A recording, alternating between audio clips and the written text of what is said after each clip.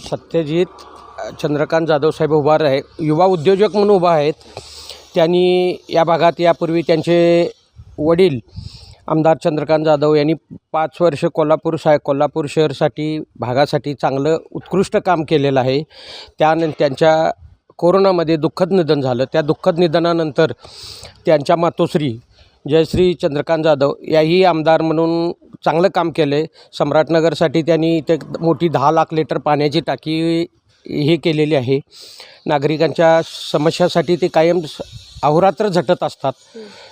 आणि सत्यजित जाधव हे एक तरुण तडफदार युवा उद्योजक म्हणून इथं परवाच या झाडावरील गणपतीजवळ त्यांच्या प्रचाराचा शुभारंभ झालेला आहे.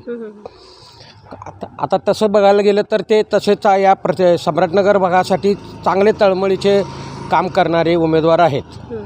तर इथं तसं बघायला गेलं तर सम्राटनगर भागासाठी स्वच्छतेचा प्रश्न तसा चांगला आहे. स्वच्छता चांगल्या प्रकारे केली जाते.